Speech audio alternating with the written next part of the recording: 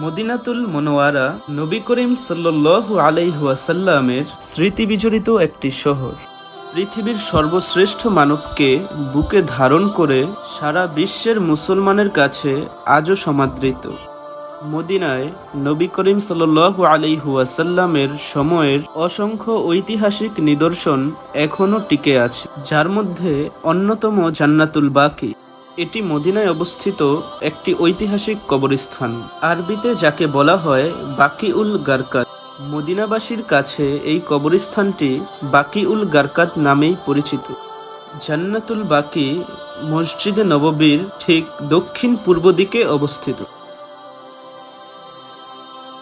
ইমাম মালিক রাদিয়াল্লাহু তাআলা আনহু এর মতে জান্নাতুল বাকিতে প্রায় 10,000 সাহাবীর কবর রয়েছে।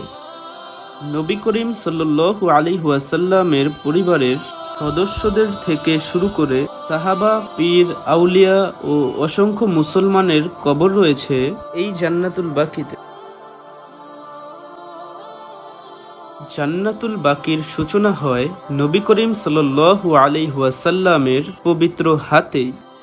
মুহাজির সাহাবী উসমান ইবনে মাজউন রাদিয়াল্লাহু তাআলা আনহু মারা গেলে সাহাবায়ে ইকরাম রাদিয়াল্লাহু তাআলা আনহু রাসূলুল্লাহ সাল্লাল্লাহু আলাইহি ওয়াসাল্লামকে জিজ্ঞেস করেন তার দাফন কোথায় করা হবে। তিনি বলেন, আমাকে আদেশ দেওয়া হয়েছে তাকে বাকিউল গারকাদে দাফন করার জন্য। তাই বলা যায় কবরস্থানের জায়গাটি আল্লাহ রব্বুল আলামিনের পক্ষ থেকেই নির্বাচিত। জান্নাতুল বাকি কবরস্থানে দাফনকৃতদের জন্য নবী করিম সাল্লাল্লাহু আলাইহি ওয়াসাল্লামের বিশেষ মমতা ও ভালোবাসা ছিল। মাঝে মধ্যেই তিনি রাতের বেলা একাকী এসে শায়িত লোকদের মাগফিরাতের জন্য দোয়া করতেন। জান্নাতুল বাকিতে কবরস্থ কয়েকজন বিশিষ্ট ব্যক্তি হলেন নবীকন্যা ফাতেমা রাদিয়াল্লাহু তাআলা আনহা, তৃতীয় খলিফা ও রাসূলের জামাতা উসমান রাদিয়াল্লাহু তাআলা আনহু, উম্মুল মুমিনিন আয়েশা রাদিয়াল্লাহু তাআলা আনহা, নবীপুত্র ইব্রাহিম রাদিয়াল্লাহু তাআলা আনহু, নবী দৌহিত্র হাসান রাদিয়াল্লাহু তাআলা আনহু, নবীকন্যা রুকাইয়া রাদিয়াল্লাহু তাআলা আনহা, নবীজির দুধমা হালিমা রাদিয়াল্লাহু তাআলা আনহা প্রমুখ।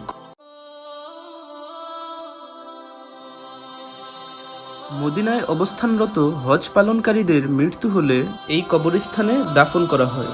সেই সঙ্গে মদিনাবাসী এখানে দাফনের সুযোগ পান।